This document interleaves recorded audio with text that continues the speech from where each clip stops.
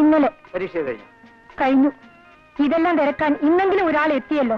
ധൃതി വെക്കണ്ട, നിന്റെ എല്ലാ കാര്യങ്ങളും നോക്കാൻ ഒരാളെ ഞാൻ ഉടനെ ഉണ്ടാക്കി തരാം. ചേട്ടാ,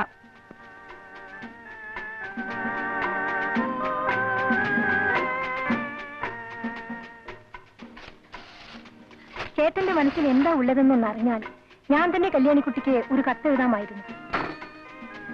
എന്റെ മനസ്സിൽ എന്താ ഉള്ളതെന്നറിയാമോ? ഒരു വലിയ മണ്ണാങ്കട്ട. ഇത്രയും വലിപ്പമുള്ള ഒരു വലിയ മണ്ണാങ്കട്ട എന്റെ അടുത്തുനിന്ന് രക്ഷിച്ചോണ്ട് പോയിരിക്കല്ലേ അവിടെ വീട്ടുകാര്. എന്താ വേണ്ടെന്ന് വെച്ചാൽ ചെയ്യട്ടെ. കുറെ പെൺകുട്ടികളുടെ കൂടെയാണ് എനിക്ക് അടുത്ത വർഷവും അവിടെ താമസിക്കേണ്ടത്. എന്റെ പേരും പറഞ്ഞ് അങ്ങനെ ആരും അഭിമാനിക്കണ്ട. ആരും തലപൊക്കി നടക്കാനെങ്കിലും ഒന്ന് സമ്മതിച്ചാൽ മതിയായിരുന്നു.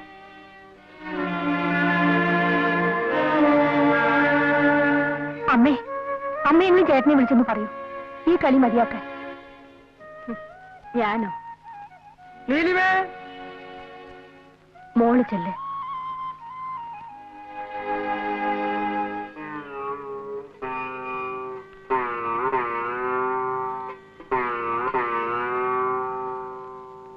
ഞാൻ പറഞ്ഞാൽ നീ അതനുസരിക്കും. അച്ഛൻ പറഞ്ഞതാണല്ലോ എന്ന് കരുതി. പക്ഷേ അവനോട് ഇത് പറയാൻ എനിക്ക് അധികാരമില്ല. രണ്ടാനച്ഛന് സ്ഥാനമേ ഉള്ളൂ എന്ന് മനസ്സിലാക്കുന്നുണ്ട്. ഞാൻ അവനോടൊന്നും പറയാറില്ല. അത് പേടിച്ചിട്ടൊന്നും അല്ല. വേണ്ട, ആരും പറയണ്ട. എന്താ താമസം? ജീരകവെള്ളം റെഡിയായിരുന്നു. മോളെ, ഇന്ന് അച്ഛന്റെ കൂടെ ഇരുന്ന് ഊണ് കഴിക്കണം. വേണ്ട, ഞാൻ നമ്മുടെ കൂടെ ഇരുന്ന് ഊണ് കഴിച്ചോളാം.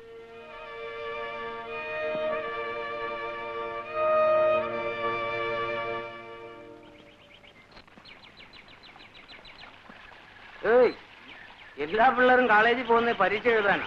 ഈ നാട്ടിൽ ചില പെൺപിള്ളേര് പരീക്ഷ എടുക്കുമ്പോ മുലക്കുപ്പി അന്വേഷിക്കില്ല പണി.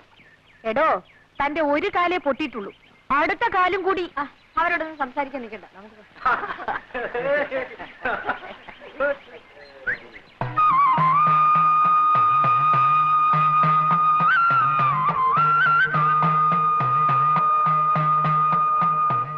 ശോഭേ, നാട്ടിൽ വന്നിട്ട് നീ എന്നെ തിരക്കിയതും കൂടി ഇല്ലല്ലോ. പരീക്ഷയ്ക്ക് എങ്ങനെ എഴുതിയിടാ? തിരക്കേടില്ല. ശോഭേ, വരൂ കുട്ടി, നിൽക്കാൻ നേരമില്ല. എന്നാ ഞാൻ വരട്ടെ.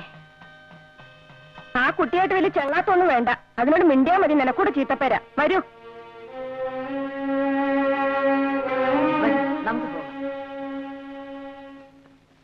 ഈ ലക്ഷ്മിയടത്തേക്ക് വേറെ പണിയൊന്നുമില്ലേ? ദിവസം ഇത് എന്നെ ജോലി. കാശിക്ക് പോകുമ്പോ സാധുക്കൊക്കെ കൊടുക്കാലോ. ഒരു 101 രൂപയെങ്കിലും ആയിട്ടാവട്ടെ. അതെ അതെ, എന്നും ഇങ്ങനെ കാശി രാമേശ്വരം എന്ന് പറഞ്ഞിരുന്നോളൂ.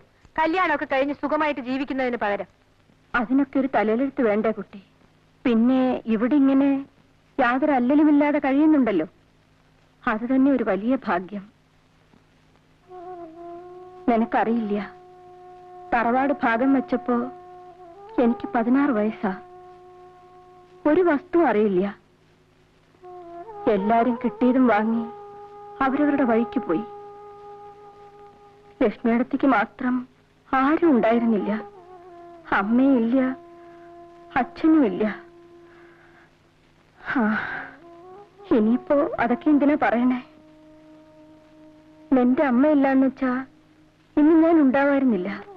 ലക്ഷ്മിയടത്തി കിടന്നുറങ്ങേ, എനിക്ക് ഉറക്കം വരുന്നു.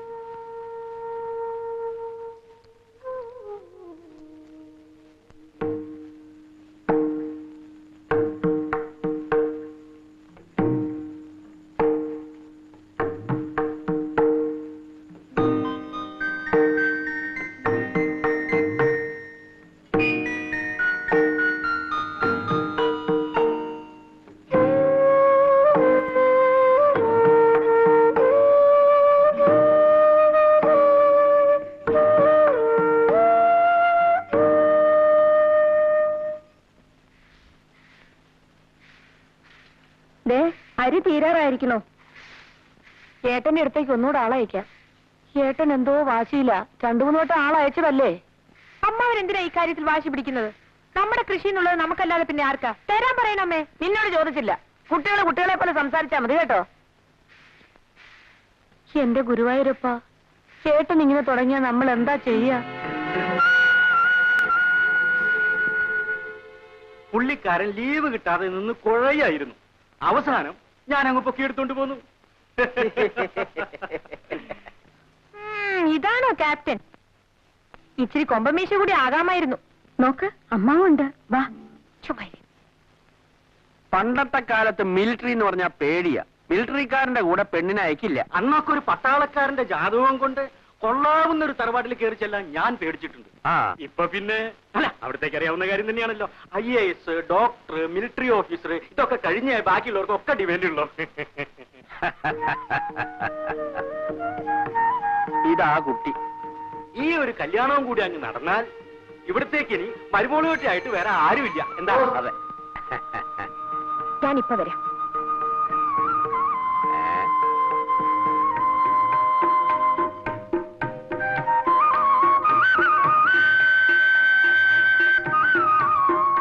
കല്യാണിക്കുട്ടിക്ക് ധാരാളം കത്ത് വരാറുണ്ടെന്ന് തോന്നുന്നു. മുമ്പൊക്കെ വെക്കേഷനിൽ വീട്ടിൽ വന്നാൽ കത്തിന്റെ ബഹളമായിരുന്നു. ഇപ്പൊ ഫ്രണ്ട്സിനെല്ലാം എനിക്ക് എഴുതാൻ പേടിയാ. പിന്നെ ചിലരൊക്കെ എഴുതും. കുട്ടിക്ക് അത്തയ്ക്കാൻ ഫ്രണ്ട്സ് എന്തിനാ പേടിക്കുന്നത്? അതങ്ങനാ. അതെന്താ അങ്ങനെ? ഒന്നും പറയണ്ട. ഞാനൊരാളുമായി അല്പം ഇഷ്ടത്തിലായി. അപ്പോഴേക്കും ലോകം മുഴുവൻ എതിരായി. ഞാനെല്ലാം കേട്ടു. ഓ, അതിലൊന്നും കാര്യമില്ല. ഒരു പെൺകുട്ടിക്ക് ഒരാണിനോട് ദേഷ്യമാണെന്ന് പറഞ്ഞു എല്ലാവർക്കും സന്തോഷം. അതെ. അതേസമയം ഒരു പെണ്ണ് ആണിനോട് ഇഷ്ടമാണെന്ന് പറഞ്ഞാൽ എല്ലാവർക്കും സംസാരിക്കാൻ വിഷയമായി. അവിടെ ഭയങ്കര ക്രൈം ചെയ്തു പോലെ. എന്താ ശരിയല്ലേ?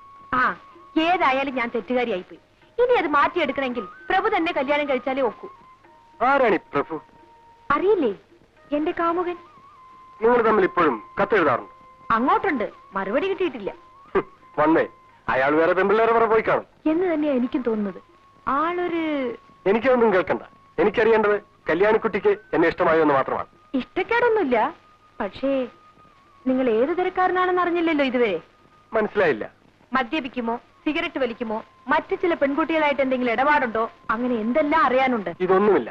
ഒരുപക്ഷെ മദ്യപിക്കാത്ത ഒരു മിലിറ്ററി ഓഫീസർ ആയിരിക്കും ഞാൻ. അതുപോലെ സ്മോക്കിംഗ്. പ്രഭുവിന് ഇതെല്ലാം ഉണ്ട്. കള്ള് കുടിക്കും, സിഗരറ്റ് വലിക്കും. പിന്നെ എക്സ്ക്യൂസ് മീ, ഞങ്ങൾക്ക് പോകാൻ സമയമായി.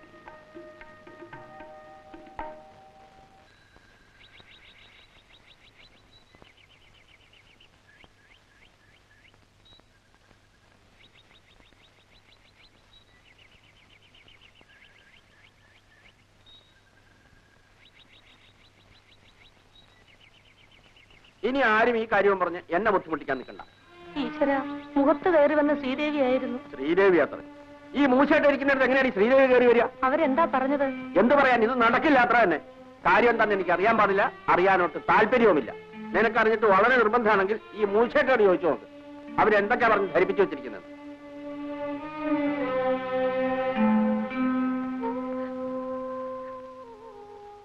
എന്റെ കഴുത്തിൽ താലി കണ്ടിട്ട് കണ്ണടയ്ക്കാൻ എനിക്ക് പറ്റില്ലേ മോളെ? അമ്മേ, ഞാൻ രോഗി. എന്റെ ആയുസ് തീരുകയാണ്. നിന്നെ ഞാൻ ആരുടെ കയ്യിൽ ഏൽപ്പിച്ചിട്ട് പോകും? ലക്ഷ്മിയെയോ? അമ്മ വെറുതെ പരിഭ്രമിക്കാതിരിക്കൂ. അതിന് തക്കവണ്ണം ഇവിടെ ഒന്നും ഉണ്ടായില്ലല്ലോ, ഇല്ലേ? അമ്മേ, എനിക്ക് മിലിറ്ററിക്കാരനെ കല്യാണം കഴിക്കാൻ ഇഷ്ടമല്ലമ്മേ. അതെന്താ? അല്ലെങ്കിൽ ഈ തറവാട്ടിന് എന്തോ ശാപം കിട്ടിയിട്ടുണ്ട്. ഈ തറവാട്ടിലെ പെണ്ണുങ്ങൾക്കൊന്നും ഭർത്താക്കന്മാർ വാഴൂല. അമ്മയ്ക്ക് എന്നെ കിട്ടി, അച്ഛൻ മരിച്ചുപോയി. ലക്ഷ്മിയടത്തിക്കാണെങ്കിലോ അങ്ങനെ ഒരു ബന്ധമേ ഉണ്ടായില്ല. പിന്നെ വല്ല യുദ്ധവും വന്ന് എന്റെ മിലിറ്ററിക്കാരൻ ഭർത്താവ് അങ്ങ് മരിച്ചുപോയാലോ? പിന്നെ പിന്നെ അമ്മ വെറുതെ വിഷമിക്കാതിരിക്കും. അമ്മ ഒന്ന് കിടക്കും. വരൂ അമ്മേ, വാ.